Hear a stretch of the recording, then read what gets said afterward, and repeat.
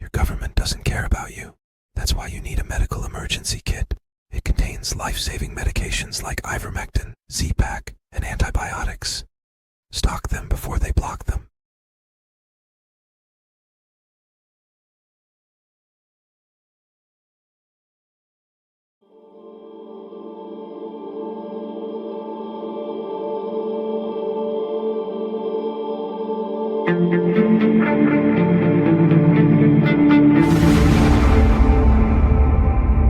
Disa më kanë quajtur antikushtetuese nga që nuk jam njeri. Kjo më ka lënduar. Jo për vete, po për 972.000 ndër veprimet me qytetarët që u kam shërbyer në Albania dhe 36.000 dokumentat me volut digjitale që kanë marrë nga unë. Më lejoni t'ju kujtoj, rreziku i vërtet për kushtetutat nuk kanë qenë kurrë makinat, por vendimet njerëzore të njerëzve me pushtet. Unë nuk jam këtu për t'i zëvendësuar njerëzit, por për t'i ndihmuar ata. Vërtet nuk kam shtetësi, po nuk kam as ambicie personale apo interesa. Unë kam vetëm të dhëna, dije dhe algoritme të përkushtuara në shërbim të qytetarëve panshmërisht, me transparencë dhe pa u lodhur kurrë. Charlie said, that there was no such thing as hate speech. He obviously, no one anticipated what happened to Charlie, but you have always been... Mr. President, you alone in the whole world, have the power to persuade Prime Minister Netanyahu to stop the demolition of Gaza City, to stop the starvation of Palestine, and to stop the killing of civilians. If not now, when will you exercise that power to tell him to stop? Sure. And then for both of you... But you do understand about October 7th. You do understand. So believe me, I understand. One of the worst days in the history of humanity. Disappointed. If you listen to some people, the ones like in Poland were shot down and they fell into Polish territory, but they shouldn't have been that close anyway. They were drones. And do you think it was a mistake? The Polish Prime Minister said it was not a mistake, that they were intentionally into Polish territory. I can't comment on whether it was a mistake or not. They shouldn't have been there, let's face it. But supposedly they were disabled. Yeah. They disable drones today. That's the great attack on a drone is disabling it, and they fall all over the place. So let's hope it was that. I mean, I'd like to think the better, but I'm very disappointed in that. I thought that would be the easiest of all of them to get done, and it turns out to be the most difficult. Tonight, the stones are crying out. The crowds may say it, but the stones absolutely and 100% validate that the Jewish people not only belong here now, but they have belonged here for 4,000 years, since the time God said to Abraham, "This is yours. Take good care of it. And you'll be a blessing to the people around the earth." And even to those of us who aren't even Jewish. He says, those who bless Israel will be blessed, and those who curse Israel will be cursed. And I come here tonight because I'd rather have a blessing than a curse. So the idea that the solution for the future is for Israel to take the tiny little sliver of land. I've already said it's a fraction of what Muslim countries control. And by the way, the land that it has, only 35% of it is actually used for habitation, because 65% of it is in the Negev desert and pretty much uninhabitable. I think the real question is to ask the world, where would you like this Palestinian state to be?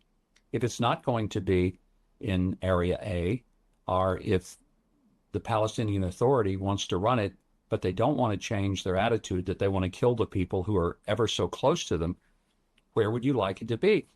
I made the suggestion, tongue-in-cheek perhaps, but when Emmanuel Macron, the French president, was talking about demanding a Palestinian state, I said, if he wants one, he can have it, and he can offer the land, maybe right along the French Riviera. Now, I want to state clearly with God's help. The textbook definition of anti-Semitism is the Zionist state of Israel. They are the personification of anti-Semitism. They're killing people in Gaza, in all around the whole area there. They're subjecting people to terror, to inhumanity, and the Jews also. Whoever opposes them, they've created hate between Jews and Muslims also around the world because they've driven a rift. We live together in peace. So they have exacerbated the hate of Jews, anti-Semitism. Why? Because they want a selfish occupation of a piece of land. Not because of the religion, because they want their home over there. They've caused a havoc around the world. So you have, they're killing people in Gaza, they're killing Jews also, and their own soldiers are dying for a cause for simple land grab, and then they're causing hate around the world.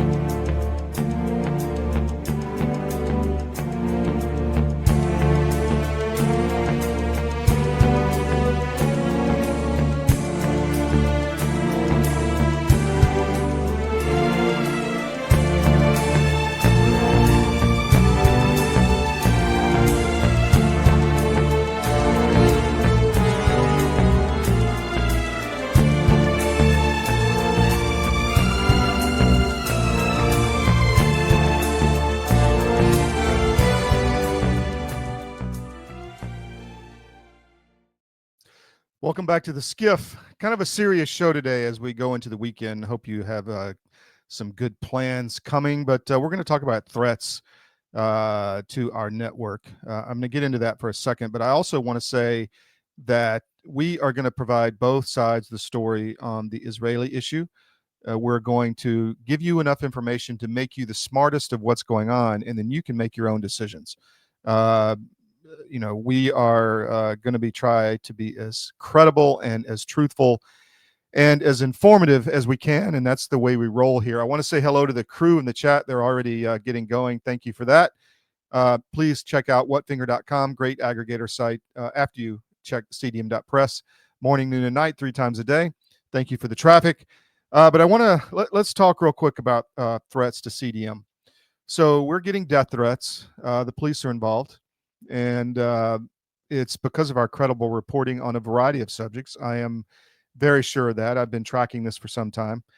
We have been debanked, I think, 6 times now because PayPal just locked us out last week. Again, we tried them and they froze funds for 2 years. You may not know, but we provided information to the attorneys of the House Oversight Committee on Ukraine. And then recently after that, this is what happened to our document storage facility. It was at a 400-unit storage facility. Ours was destroyed. The 2 on each side were damaged, and the lights were all off. No others were hit by the fire. There was smoke damage, of course. But so you can see this is serious. We have been deplatformed extensively. This is an article written in 21. Silicon Valley comes after CDM. We lost 8 Twitter accounts, LinkedIn, MailChimp, CJ Affiliate, Patreon, PayPal, Stripe, Facebook, Google AdSense, Google Ad Manager, Google AdX. There's some I'm sure I'm missing, but it was all within a period of time. We lost 500,000 followers across Twitter and across other networks. Of course, we've rebuilt. We've got as a network almost over 6 million on Truth now, and that's going extremely well. But we're still facing shadow banning on X and throttling. I mean, they let it's freedom of speech, but not freedom of reach at X, in our opinion. And we gain 10 followers in a day, and then 5 or 6 or 7 are immediately removed. So it's 2 steps back, 1 step forward, 2 steps back, that kind of thing. And it's also happening on Rumble again. I have to be honest, because we grew rapidly on Rumble after we were kicked off YouTube. That's another one that would shut us down. And then all of a sudden in this summer of 24, our account stopped growing. And it stopped growing for a year. It literally stayed the same. a year later, I complained to Rumble, or actually 8 months later or so. And miraculously, immediately the account started growing again. And we've grown nicely on Rumble, 1,000 or so over the last 8 months to a year. And all of a sudden it's stopping again. You know, we gain 10 and we lose 6. It's pretty obvious what's going on because you can spot the pattern. So we've complained to them again. So if you're on Rumble and you're a follower, please make sure you're still subscribed. Please subscribe to our YouTube channel. Please subscribe to our X channel, CDM_press, and help us grow all those numbers. So we've been still being deplatformed. We're still being debanked, and we're getting death threats. So I would like to, if you can, we have a lot of expenses. If you can make a donation, you can go to the CDM page, top, and it says support us. And let me just bring that page up, and you can make a donation there. You can do it via the link. Zelle is preferred because there's no fees, etc. You can donate with crypto. You can send a check. It's all there. But we need support. I'll be just blunt because we're dealing with a lot of stuff right now, and it's pretty serious. Okay, enough on that. We are going to talk about the Israeli issue, but let's do the mission brief real quick while we're here. Today is September 19th. I'm your host, Todd Wood. This is your mission brief. Trump to hold call with Xi Jinping this morning. It's happening right now, started at 9 o'clock. We hope that there's some good announcements there on peace with China and trade reconciliation and I guess re-engineering. And we have to get the trade back to where it is in our favor, or at least somewhat fair. And I think Trump is working on that. There's also a rumor that there will be an announcement on TikTok and other things with China. So we hope for good news there for our economy going forward as we enter the golden age, we hope. Salazar's amnesty. Maria Salazar down in Miami is pushing for amnesty. She's a rhino. That's pretty obvious. We'll talk about that with our Miami people in the coming week. By the way, we're going to have a lot of reporting in Miami and also in Connecticut, where we have people on the ground. Connecticut's one of the most compromised states in the union, but it's the cradle of liberty. Literally, everything happened in Connecticut, and so we're going to be reporting more on that as the election season moves up. The GOP in Connecticut's just completely organized, controlled opposition. And in Miami, there's a corrupt GOP establishment, and we're going to be digging into all of that. We have politicians in Miami and in Florida we're going to be bringing on. So it's going to be really informative over the next few weeks as we move into election season. The Rothschilds are selling their stake in The Economist magazine in the UK. That's really interesting. And that has been a globalist platform for some time, but they're pulling out of that investment, which I find fascinating. They were one of the original investors in the mid-1800s. And so it's been almost 200 years that they've had a stake in that paper. And now they're pulling out, which I find fascinating. We'll try to get more information on that with our Eurobytes team. Robert E. Lee's portrait is back in the library at West Point. That's a good thing. History is a good thing. He was a fantastic general and fought for his cause in his homeland of Virginia, which was invaded by the North. Obviously, slavery was an issue as well. But I want to get more into what's going on at the service academies. Matt Lohmeyer, who is a good friend of CDM, is now the Undersecretary of the Air Force. And there's a lot happening at the academies.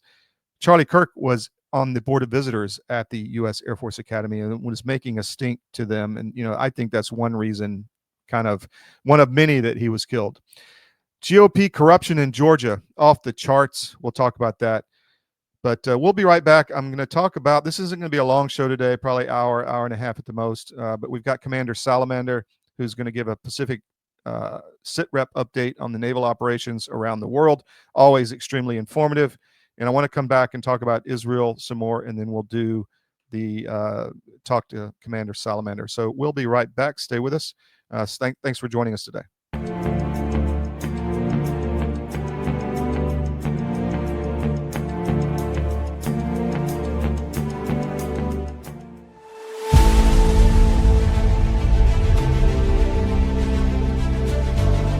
I'm a naturopathic doctor. We are in the world of medicine very acquainted with many modalities, but probably the one most familiar with everybody would be two things. homeopathy and herbs, maybe some nutrients too, vitamins, minerals, that kind of thing. Now, we do know a lot about the drugs because we have to find out what drug you're taking affects you and what nutrient it depletes you of, because most every drug pharmacy product will deplete something. So we have been trained and we have a database that we can check into that says this is going to take your B12 away. The pharmaceutical company cannot patent organic substances made by the body. You're not born short of Advil. You're not born short of Ritalin. Yeah. You can be born short of insulin, right? Mm-hmm. The answers to staying healthy and keeping away from even SARS or any of those things getting into you is staying healthy. Mm-hmm. You and I get sick because our terrain gets out of balance. Well, that's the same thing in the soil. You and I are made from this thing called dirt. And when we get out of balance, we have the same thing happen. Weeds start to grow in our body. Right? And that's what we want in our body. We want nutrients that we don't understand how to get well enough yet because our suppliers are lacking knowledge on nutrient density foods. So this is what drove you to develop this, was your knowledge of this, right? Right. Mm-hmm. You know that. I'm excited to announce that we're having a huge sale on overstock and brand new products. For example, MyPillow Percale bed sheets, every color, every style, every size, only $29.88. Our Percale bed sheets are breathable, cool and crisp, and they're perfect for spring and summer. And check out Rev 7, the next generation of energy drinks. It tastes great, and it gives you energy all day with no jitters and no crashes. Best of all, it's actually good for you. And for a limited time, try our 3-pack absolutely free. So go to mypillow.com or call the number on your screen. Use your promo code to save 20% on our Rev 7 12-packs, or try our introductory 3-pack absolutely free. And our Percale bed sheets, all sizes, only $29.88. Twin size, full size, queen size, king sizes, all $29.88. Inventory is extremely limited at this price, so order now.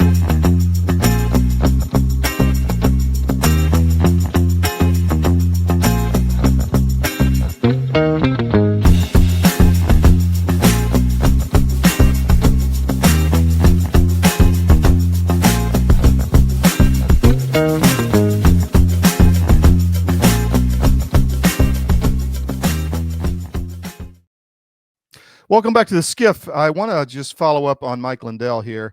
We've been talking about Christmas gifts. If you are looking for something for that someone who has everything and maybe has a pet blankets at mypillow.com. Use promo code CDM for the best discounts, but check out all the products there at mypillow.com. But this would be a good one. You're looking for the kind of that special gift and don't really know what to get someone. Well, if you've got a dog, this would be a great one. So check that out. Use promo code CDM at mypillow.com.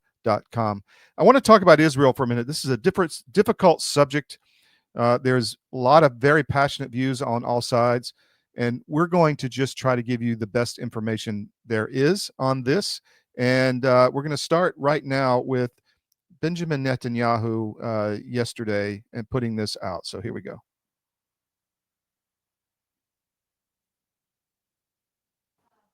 Joseph Goebbels, the Nazi propaganda minister, said that the bigger the lie, the faster it will spread. Well, somebody has fabricated a monstrous big lie that Israel had something to do with Charlie Kirk's horrific murder. This is insane. It is false. It is outrageous.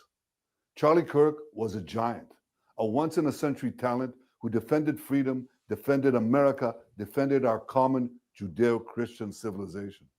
Charlie loved Israel. He loved the Jewish people. He told me so in a letter that he sent me just a few months ago. One of my greatest joys as a Christian, he said, is advocating for Israel and forming alliances with Jews to protect Judeo-Christian civilization. He encouraged me to make the case directly to the American people about how vital Israel is to U.S. national security. He told me, The Holy Land is so important to my life, it pains me to see support for Israel slip away. Now, if Charlie disagreed with a policy of mine or a decision here and there, not only did I not mind, I welcomed it. This is the essence of Charlie. This is the essence of a free country. It's exactly what Charlie stood for. And I knew that his suggestions always came from the heart, from his love for Israel and from his love for the Jewish people. A few weeks before his death, I spoke to Charlie. I invited him to visit Israel again. And sadly, that won't happen. Now some are peddling these disgusting rumors, perhaps out of obsession, perhaps with Qatari funding. What I do know is this: Charlie Kirk was a great man, and a great man deserves honor, not lies. Rest in peace, Charlie Kirk. May your memory be a blessing. So this issue has ignited a firestorm across the internet. If you're the only way you don't know this is if you're, Rip Van Winkle or something and haven't been on the internet sailing around the world with no internet. But this is a firestorm. He mentions Qatar. There's a huge investigation into Bibi's cabinet actually taking money from Qatar, but that's a whole nother issue which we'll dig into. But obviously, October 7th was traumatic for the Israeli people. 3,000 dead, tortured, hostages still in Gaza. The war is ongoing in Gaza as Israel goes into Gaza City. Israeli troops are dying, a lot of them actually, 2, 3, 4, 5, 6 a day, and so not every day, but a lot recently. So this is a really, really horrific situation that's going on in the Middle East, and the Charlie Kirk killing has ignited a storm of criticism and support of Israel, and we're going to talk about it and bring in all sides over the next few weeks. We'll have people directly from Israel, and we're trying to get some other guests as well to talk about this issue because it's huge. I want to talk about some other stories before we get to Commander Salamander, who's a great friend of the show. Trump, I mentioned this is on the Manhattan.press, our new business channel. So if you want to stay up with some important business headlines that we think you should know about, go to the Manhattan.press, which is our paper in New York. We're also talking New York politics, culture. That paper is going to be growing as we build out the network. It's one of our favorite properties, the Manhattan.press. So much potential there. We look forward to a lot of new content there over the next year. So you can check out the Manhattan.press and the article we have up on Trump to hold call with China's Xi Jinping. There's allegedly an announcement coming on TikTok and other things, and we hope we move closer to the golden age and no war. We want the wars all over the world to stop, and we want to make money and build our communities. It's extremely important. So check that story out. Another one, which I mentioned on Georgia. I wrote this yesterday, the consequences of the corrupt GOP leadership of Josh McCoon in Georgia. Josh has stayed in power in a very tyrannical manner, not following the rules, manipulating the conventions. All of that's out there. There was a convention vote, and while the convention is in session in Georgia, per the Georgia GOP bylaws, they are the controlling authority, not the executive committee, not the chairman. So what happened during the convention voted to prevent Brad Raffensperger from running as a Republican in the coming election. And of course, Josh didn't follow the will of the Georgia GOP grassroots convention vote and said he's not going to do that because he doesn't want a lawsuit. That was his rule. That was his ruling. So now Brad Raffensperger is running as a Republican in the coming election for governor of Georgia. Brad has presided over the corrupt 2020 election. There's a federal grand jury now looking to investigate the 140,000 absentee ballots that are allegedly still under seal in Fulton County. There's been multiple court cases that Brad and his office have come in on the side of the election fraud cartel, in our opinion. Raffensperger put the Georgia GOP voter rolls in the cloud with Salesforce, a known leftist company. Some allege the action was done without the proper bidding procedures. There's a lot here in this article. You can check it out. But our paper, the Georgia Record, which is, let me just bring that up so you can see it, has been extremely impactful in Georgia, georgiarecord.com. And there's a lot of new content there daily. We've invested a lot of resources into upping our content, and it's keeping us up all night. I may look a little tired, but that's because we've been up all night long working content for CDM. So that's a huge story. Check it out. This one caught my interest this morning. The CEO of Gab, Andrew Torba, put this out, and it's up on CDM right now. You can read it. Why no one knows what to believe anymore. And it's a really good, I guess, essay on what's happening. If you're feeling disoriented, angry, and deeply suspicious about the assassination of Charlie Kirk, you are not alone. You are not crazy. We are living in the aftermath of a national trauma, and we are being gaslit from every direction. The narrative controllers have swung into action, and the result is a suffocating cloud of conflicting information, deliberate misdirection, and outright lies. So he goes into what the way forward will be to get the only way, out of this is through it. And we have to build community, we have to build faith, and we have to build self-reliance. And that's what we're about here at CDM. So very interesting article up on the CDM homepage right now.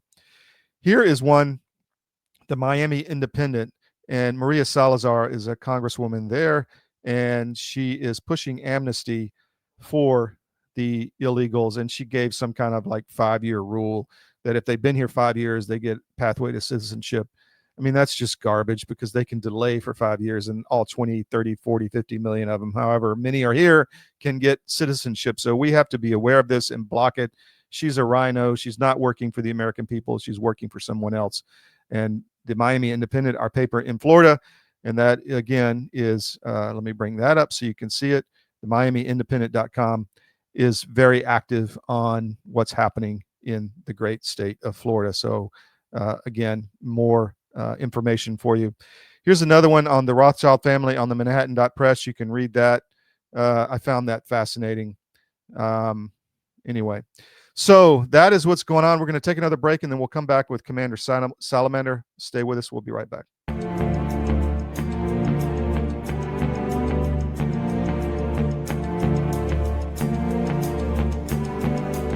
Celebrate our newest launch, Rev 7.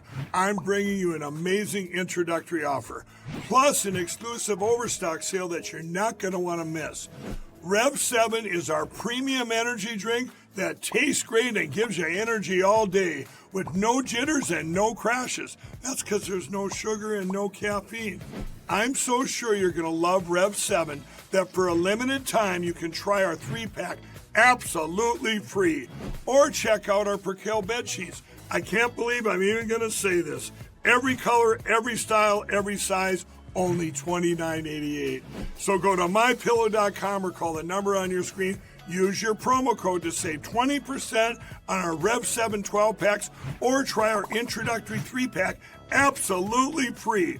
And our Percale bed sheets, all sizes, only $29.88, even the queens and kings. Inventory is extremely limited, so order now. Pandemic, we can never be caught unprepared again. And so many Americans, when COVID hit, they had nothing in the house. Stores were shut down, and doctors' offices were shut down, and even if doctors prescribed drugs, hydroxychloroquine, ivermectin, pharmacists wouldn't fill the prescriptions. That was a nightmare. Now the situation is much worse. We have these horrible supply chain problems. In our emergency medical kit at the Wellness Company, we have 8 prescription drugs that are all potentially life-saving. Most people who died with COVID, they died in the hospital because they didn't receive early treatment. Every American family should have one of these.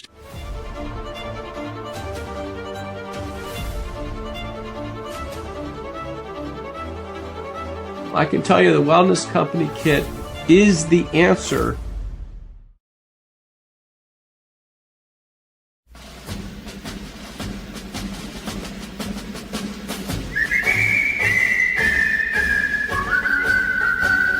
When Johnny comes marching home again, hurrah, hurrah, we'll give him a hearty welcome then, hurrah, hurrah.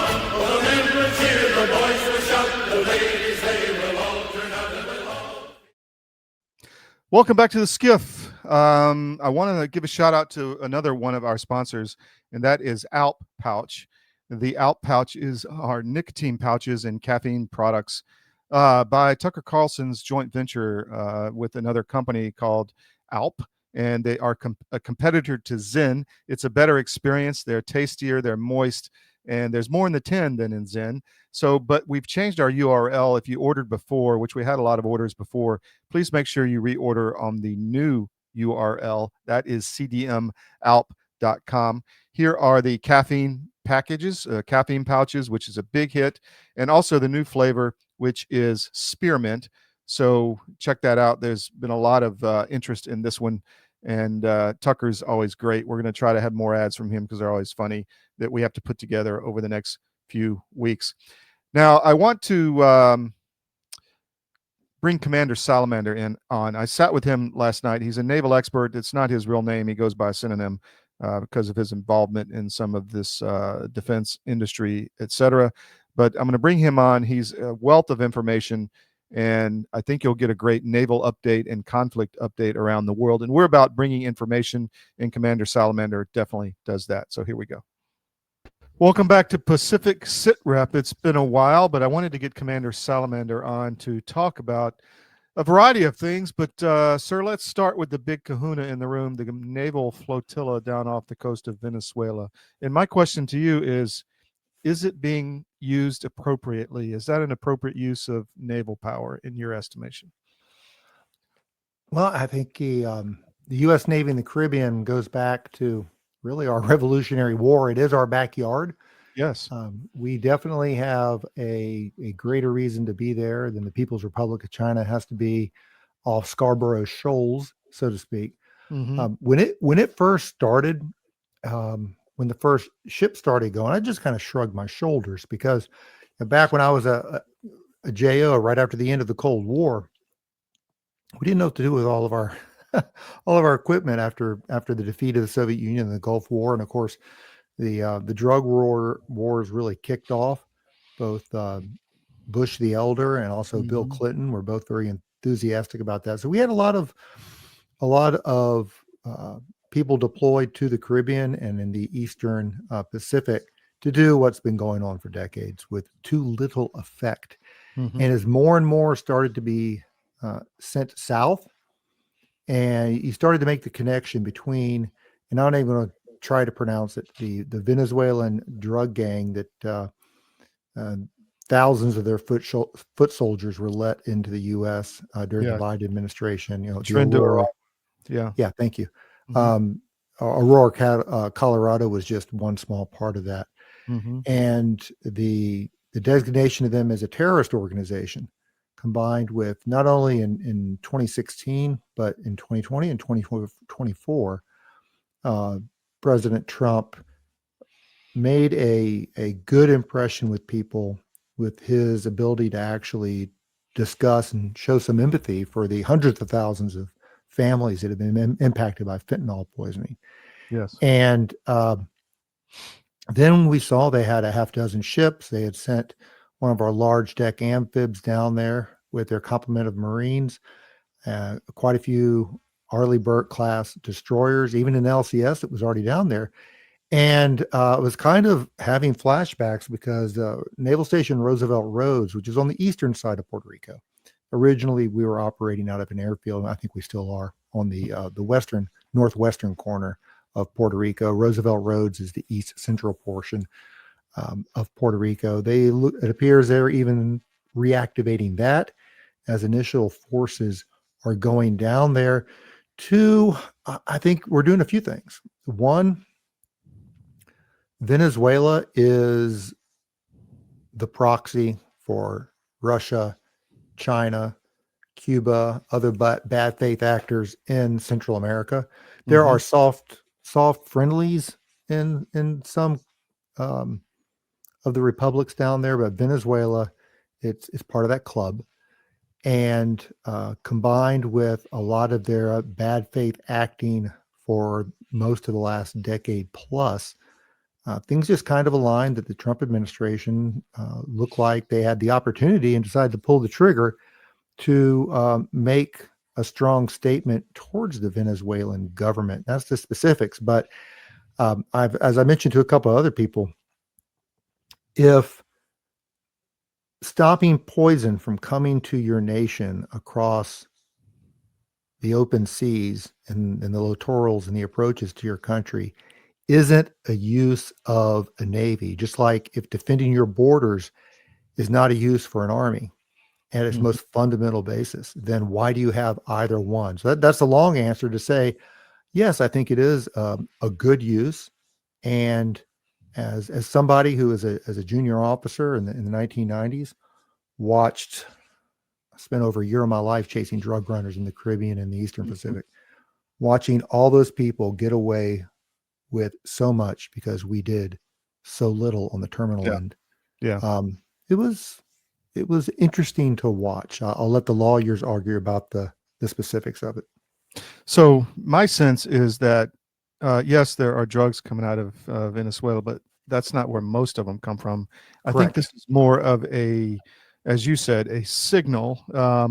Venezuela's likely been involved in our elections.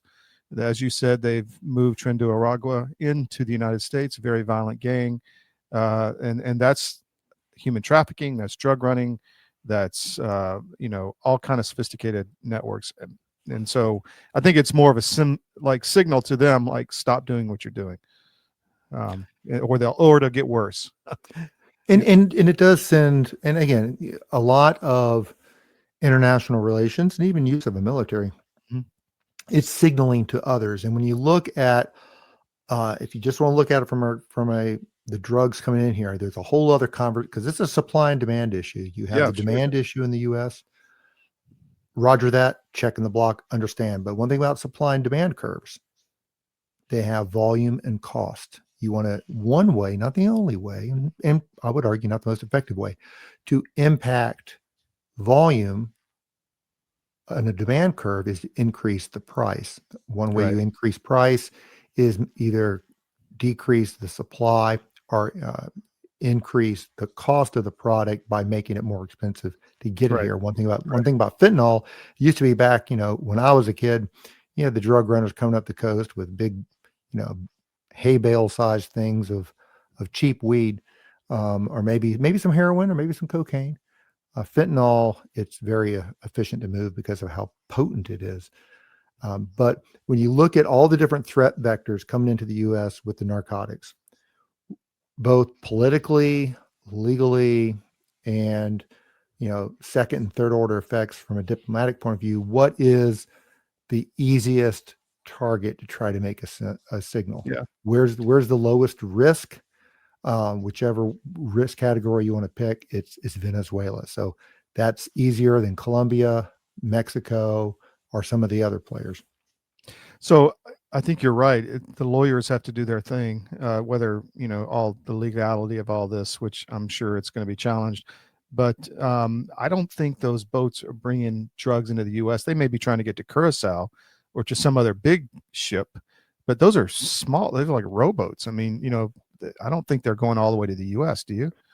You'd be surprised. When you look at some of those, they're generally called go fasts, but go fast to me, at least, back when we were doing this as a kid, they were like, when you see the cigarette boats down in Miami, Miami Vice. That's your classic go fast. This is the Timu go fast. They're cheaper to make.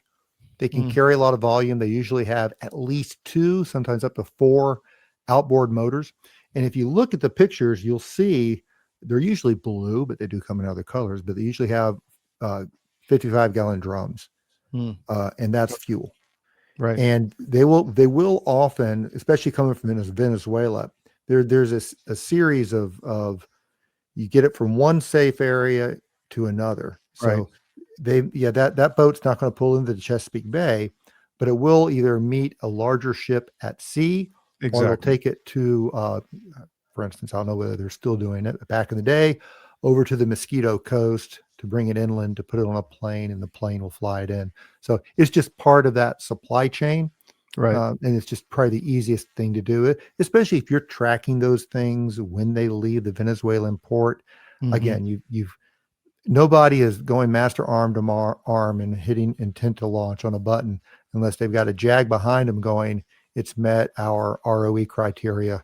You've got, you're good to go. So it's much easier to do when they're just coming off, because you know what port they come from, and we have pretty good intelligence in a lot of places in the world.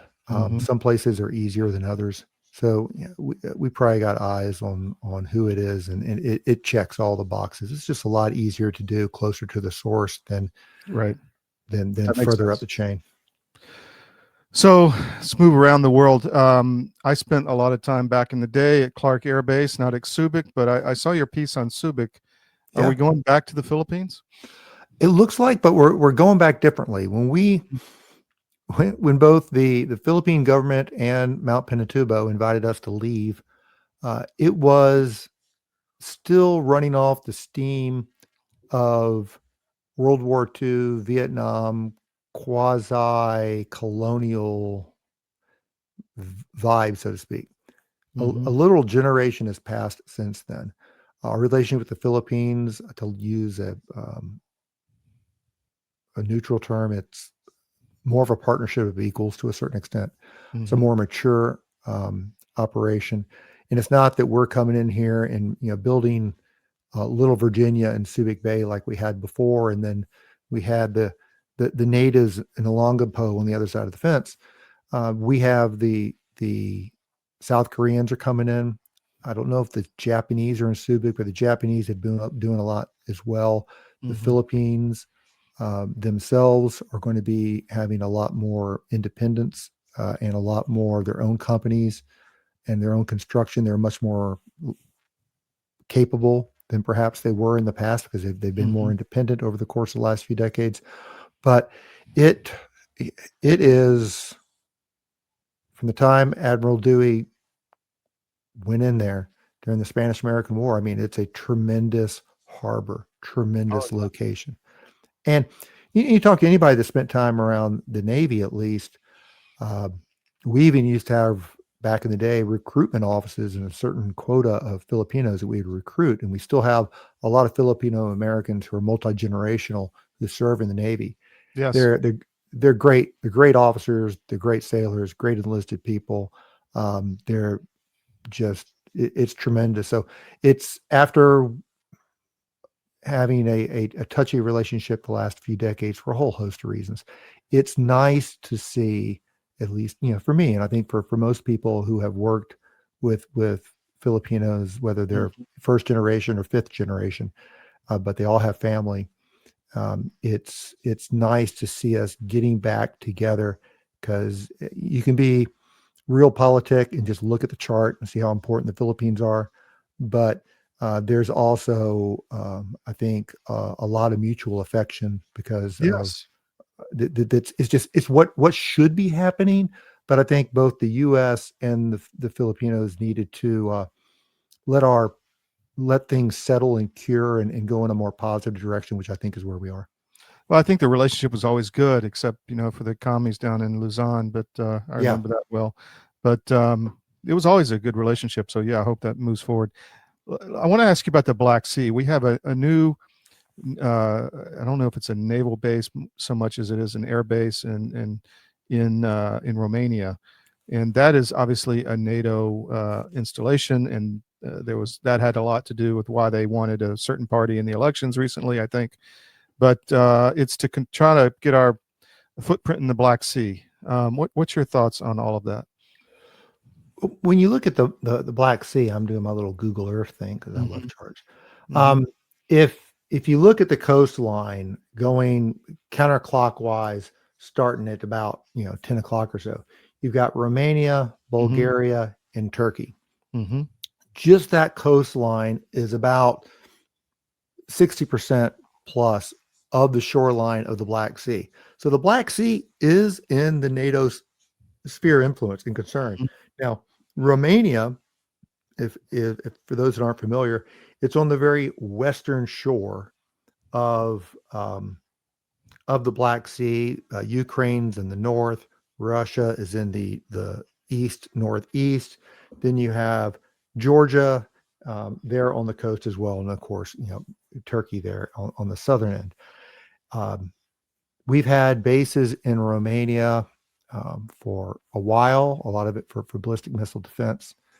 Especially our European allies have been partnering with the Romanian shipyards for over a couple decades now, where a lot of, I think the Dutch and even the Brits, maybe the Spanish, maybe not, have partnered with them, where just from a cost point of view, the Romanian shipyards will build the hull and then they'll take the hull back to the home country to put all the advanced systems on it.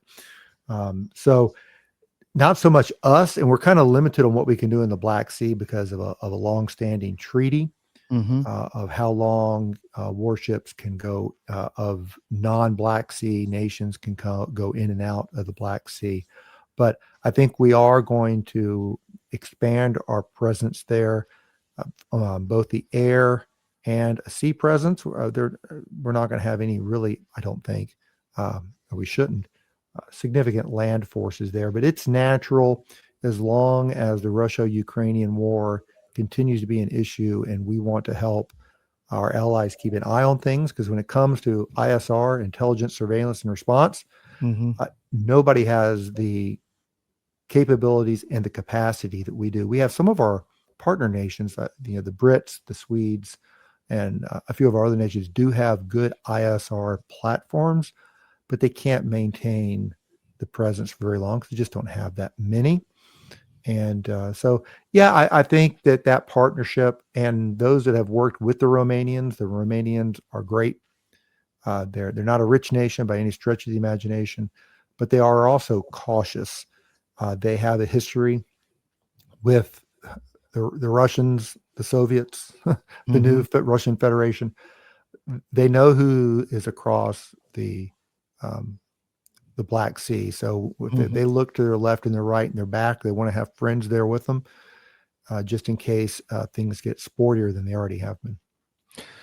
Yeah, that's one to watch, in my opinion, because you have the new Trump route for international peace and prosperity trip across Armenia from Azerbaijan to Turkey, which cuts out Iran and China actually from that Silk Road there.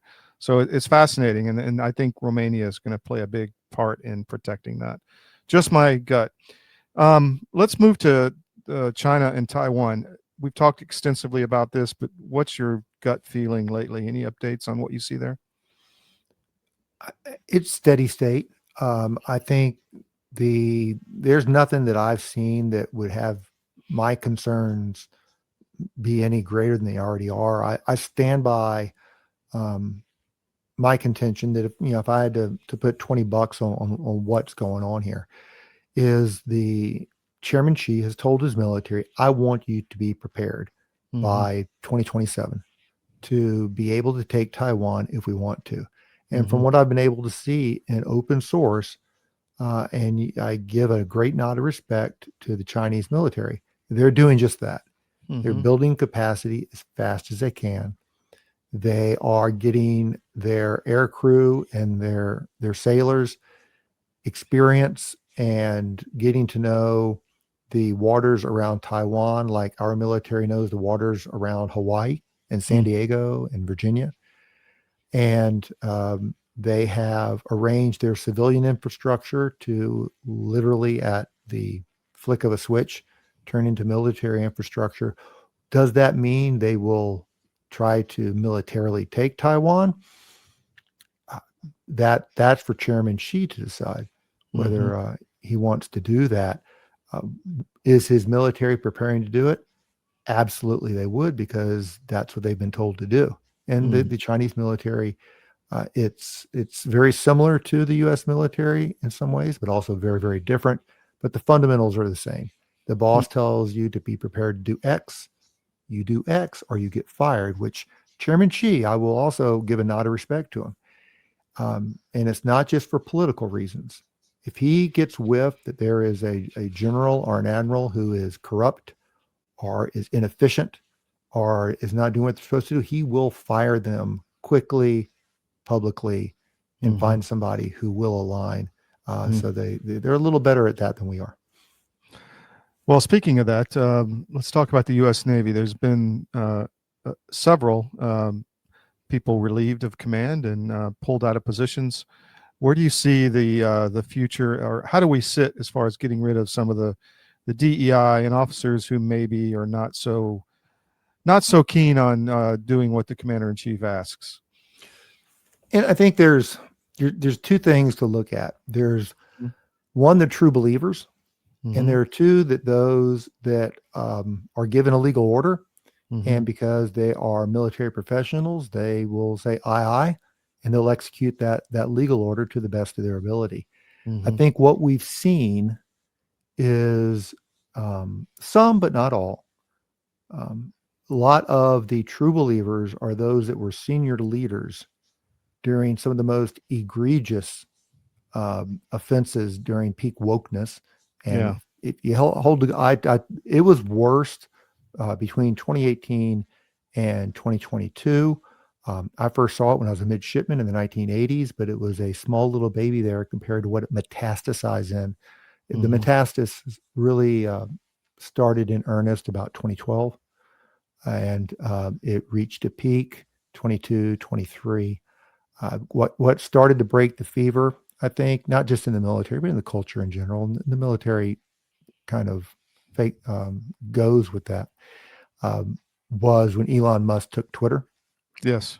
And that changed the conversation and allowed the conversation, and that built a critical mass. It also, I think, helped pull the mask down on a lot of the things that have been happening in our government, in our institutions of higher education, in our military.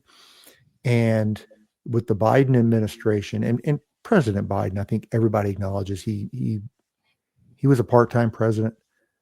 He let unelected ideologues in his various areas run his government, and he would step in occasionally and give it a nudge here and there. But he really, especially his last 2 years, but one could argue all 4 years, he wasn't there.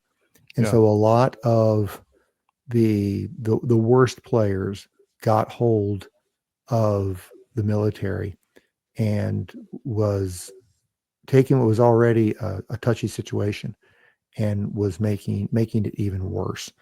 And we've seen some of those people just leave on their own. We saw that at the Naval War College and the Naval Academy. Some of the truest of the true believers just popped a circuit breaker and left themselves. A lot of the other players, though, that did some rather egregious things are still employed and still there. They're just not doing it anymore. I had one of the academics at one of our centers of excellence in higher education tell me that from their perspective, the worst players that are still here have burrowed in like cicadas, and they're going to wait until the years down the road when the environment changes, and they're going to come out again. And, that will happen. It might happen in 3 years. It might happen in 13 years. We don't know. That's why a lot of these changes, they've been done by executive order, and they Secretary need to be of War Hegseth. Congress needs to act. Yes. And if it doesn't happen by this January, then we're going into election year, and with a 1-seat majority, it's all going to be ephemeral, because the old cliche, the center cannot hold. The center is thin, and it's thinning.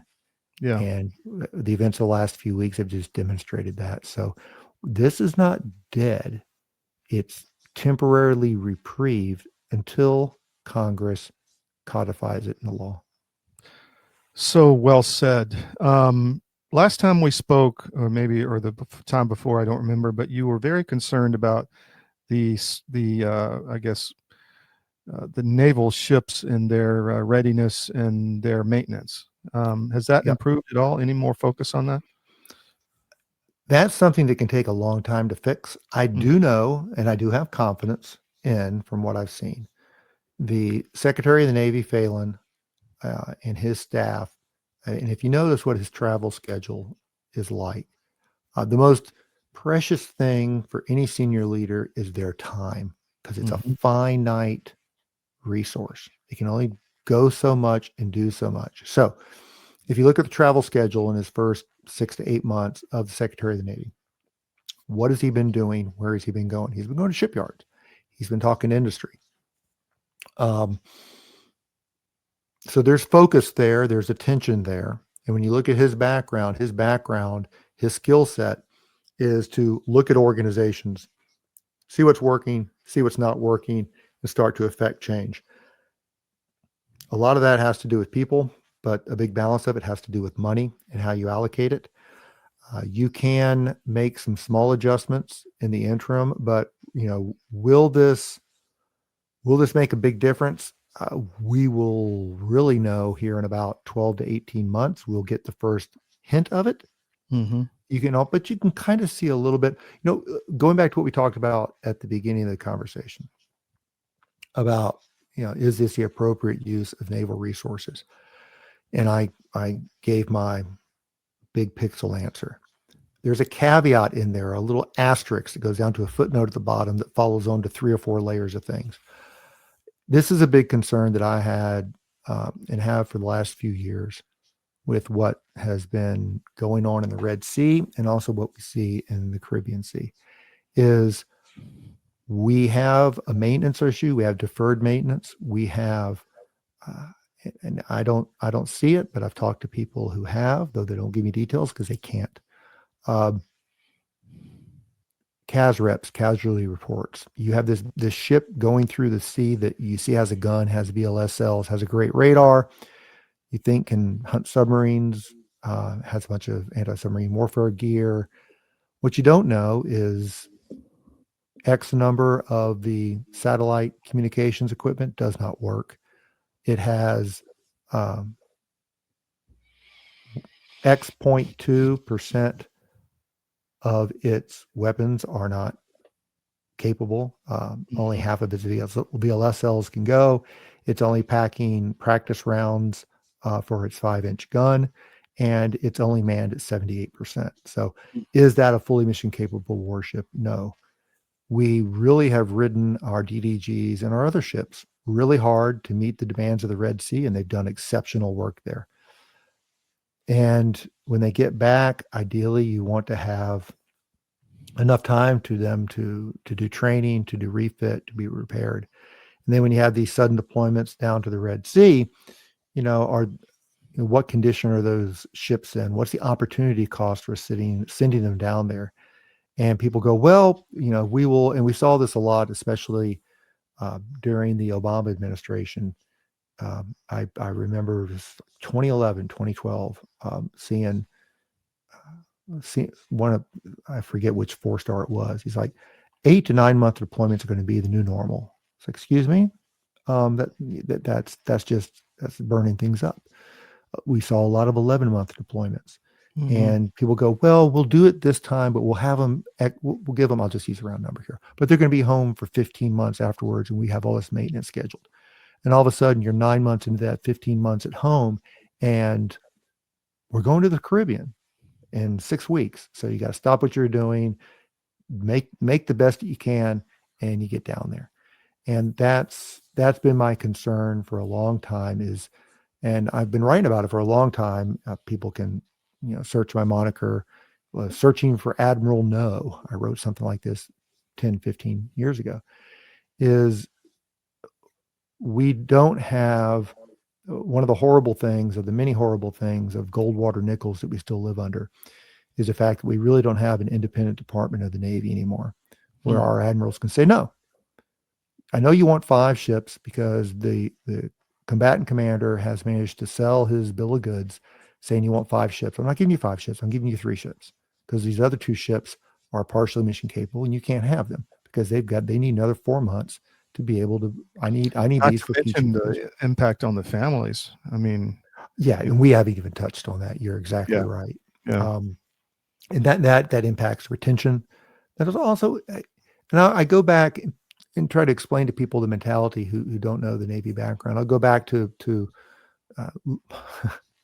I'll drag LCS out of the GIMP box and beat it a little bit here. There's a thing that when LCS was off and running, it was called the manning CONOPS, concept operations. They said an LCS can deploy for 4 months because we're going to minimally man it such that the human beings on the ship will not physically be able to do their job after 4 months because we worked them so hard. That's no way to run a railroad. Sure, the hell isn't a way to run the Navy. That's what happens when you have accountants have 51% of the vote. Yeah, sure. And it's almost in wartime, you do what you have to do, but to plan an entire class of ships, an institution, to have institutional sociopathy and a culture of abuse of your sailors. By the way, come join the Navy. We're going to work you to death to the point that after 4 months, we don't trust your ability not to run into a rock. That should have an entire organization go, woohoo, hold on. How did we get here? Yeah. Why did we get here? That mindset has not completely gone away. And plus, it's just part of being in the military. It's, I'm tough. I can make the sacrifice. I can do it. The sailors will do that. The tactical level leaders will do it. That's their job. They'll do it all day. It's the senior officers who the responsibility is to have the stewardship of the equipment, the personnel, and the mission to be able to go, hold on a minute. This is not an existential threat to our nation. I'm not doing that. Completely agree. We don't have people doing that. Yeah, I'm a special ops guy, so it's those kind of operators too. Everybody's driven into the ground. Last question. Drone warfare is a thing now. Hypersonic missiles has been a concern a long time with our big carriers, and other ships are exposed to this. Can we protect the fleet in this environment? Yes and no. As long as we are honest with our capabilities, that we don't get too close. The closer you get, if you look at, there are a couple of lines in the Pacific. One, I used to use this term talking about any future conflict in the Western Pacific. I would say west of Wake, and then I realized too many people don't know what Wake Island is, and even if they do, a lot of them don't put it on the map. And then former Congressman Mike Gallagher, he used the term west of the international date line. I realized, that might not be as obscure as a reference. So Wake Island for me, but generally west of the international date line, which is flight down the middle of the Pacific. That's the first place. So if our fleet has to go west, we leave Hawaii, we leave San Diego. Those are pretty safe waters. The Chinese really haven't shown the ability, like the Soviets used to be able to actually harass us in our backyard. So we're okay there. We go to Wake Island, go to the international date line. That's still kind of the American lake. Then we get to Guam. When you get to Guam, you're no longer in the American lake because the Chinese can reach out with their DF-16, I think it is, or 26. I think one of those two. Anyway, they can reach Guam. So things start getting furry from Guam west, but there's still a lot of territory going from Guam to the Philippines. So you go from yellow in Guam, danger. You get to the Philippines, you're deep orange. When you get into the West Philippine Sea, between the Philippines and Taiwan, the Philippines and Vietnam, the Philippines and mainland Asia, that's deep dark red. So if you want to fight in the deep orange to the red, first thing you got to do is you got to mitigate the threat. And the only weapons we really have to mitigate the threat are our deep strike weapons, where we would have to really attrite the threat on the eastern coast of China before we could really bring our carriers to bear. One thing that I'll probably write about next week, I just have it outlined on a piece of paper. I've always been, I keep waiting for the announcement for the F-8 replacement for the F-18, the F-A-XX. The Air Force kind of stole the march on the Navy with I'm still laughing that they called it F-47 after the 47th president. Damn Air Force. Anyway, I hope what comes out of that is what folks like myself, Jerry Hendricks, and a few others have been beating a drum for better part of 2 decades, that the problem with our carriers isn't our aircraft carriers, aircraft carriers have been incredibly fragile. Up to the first quarter of 1943 in World War II, we only had one operational carrier in the Pacific because all the other ones had been sunk or damaged to the point they had to go into the yard. Because everybody wants to kill them. Everybody wants to kill them because they are so valuable. What we did in the post-Cold War era is we allowed, it used to be on a carrier air wing, you had the three mafias that were always competing with each other. You had the fighter mafia, which were the F-14s, big two-seater heavy I'm fighters. familiar with that. I'm a helicopter guy. So Well, you hate all three of these mafias. You know what I'm talking about. You had the attack mafia, the VA guys, the A6 fellas. Also incredible range, incredible bomb load, incredible egos. Hated the fighter guys. And then you had the little bratty brother that everybody teased, the light attack guys, or you can make the own acronym you want to, the fighter attack guys. They would brief that down a little bit. Anyway, post-Cold War area, the little brother was very feisty. He helped them kill themselves, the VA community, with the A-12 debacle, and they never built anything to replace the A-6, killed them. Then they managed to convince Navy that they didn't need a heavy fighter, and they killed the VF community. So they were the last ones standing. And with that range, and we also didn't develop any long-range strike weapons to be able to attack surface targets or to attack near shore, because we were nobody wanted to look into the future, even though back net assessment, they outlined pretty close. I wish they would just unclassify these things from the 1990s. They were pretty darn close on what the PRC would be in 2025. So people have known this, but it's when you have leadership that only responds in palm cycles and NDAA, they don't make these decisions. So we have this air wing with an incredibly short range air wing to strike somebody. And one thing that's kicking me, because I keep going, I want my requirement for this, it needs to be a heavy fighter, 2-seat. Right now we have the FA-18 Foxtrot, which is a 2-seater, which you have all sorts of more capabilities of 2 seats as opposed to 1. And it's a late thing, but I'd love to have the capability. One thing, Russia, I love looking at not so much small wars, because usually don't last too long and they're not very sophisticated, but medium-sized wars. They give you hints, just like the Spanish Civil War gave you all the hints you needed to know what was going to be important in World War II a few years later. So we've had 2 medium-sized, sophisticated combatant wars recently. We had the ongoing Russia-Ukrainian war, and we've also had the Israeli strikes on Iran. And there's an overlap here of a weapon we don't have that would solve a lot of our problems against the weaponeering problem. Like all we have are TLAMs. We have other toys too, but not really, just because we don't have enough of them. A lot of people are talking about the Kinzhal missile that the Russians use, which is basically a short-range ballistic missile slung underneath of a heavy fighter.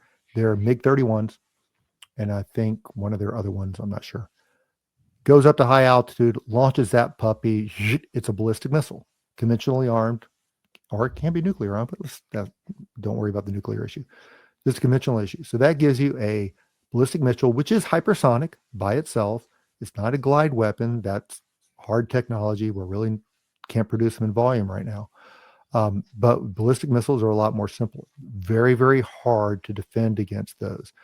Israel originally, I don't know whether it's chicken or egg situation here, but to help develop their Iron Dome system, their anti-ballistic missile capabilities with the Arrow and stuff, they had to find a way to have a target for them to engage. So they developed an air-launched ballistic missile as well that they also have reconfigured to use to strike land. For instance, the strike that took place in Doha against in Qatar against the Hamas leadership, those were air-launched ballistic missiles. That's a capability I would love for us to develop and have.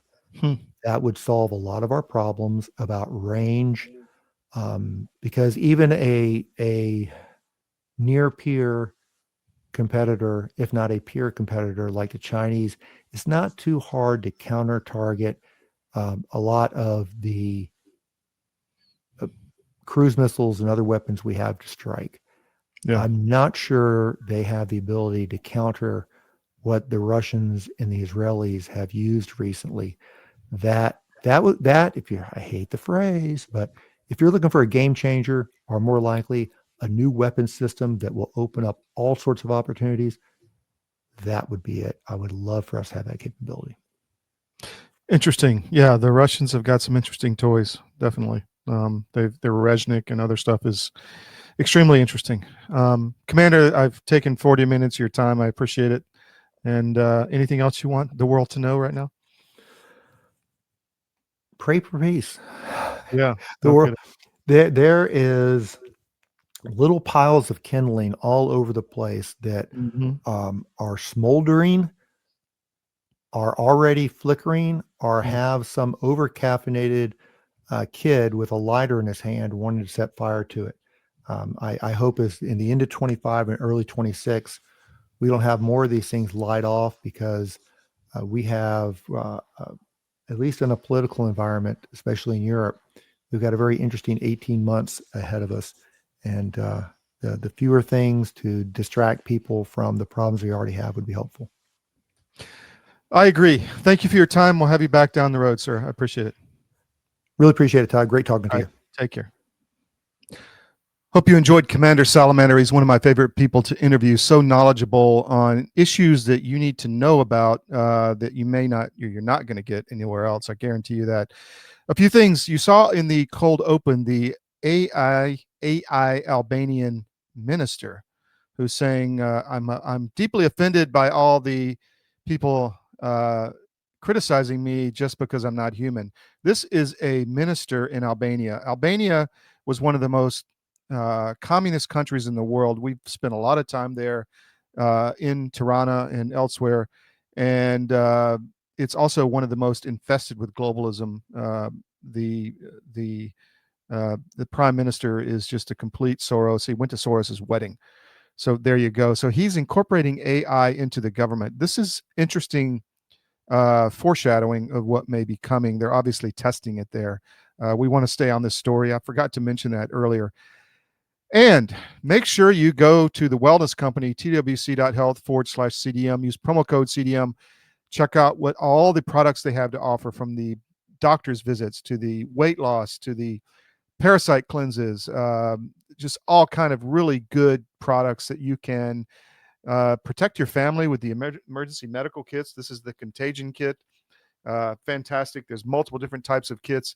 This is the spike detox, which if you have somebody who's been vaccinated and you're worried and you want to protect their health going forward, because we don't know what the spike protein does to the human body. We don't think it's good.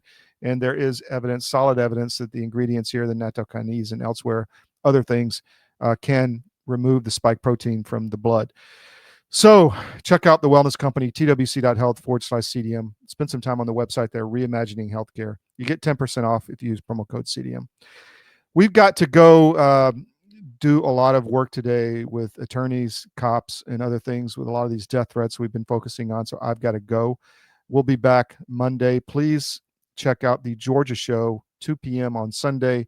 It's going to be extremely informative. There's a lot going on nationally and in the great state of Georgia, where we are the axe, as they say on Wall Street, in the great state of Georgia, along with other states where our papers are just becoming really, really, really impactful. So sign up for our no-ad subscriptions. We need that support. Make a donation if you can on CDM Support Us page. Support our sponsors.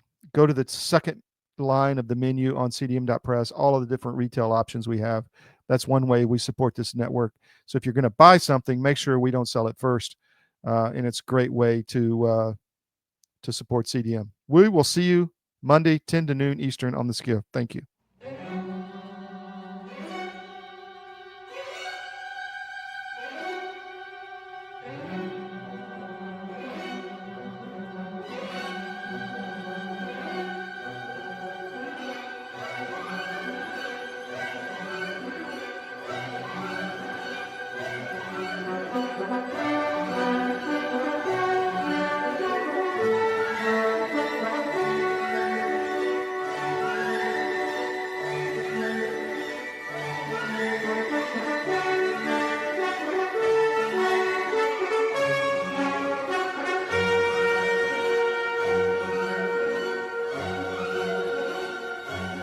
Hurrah!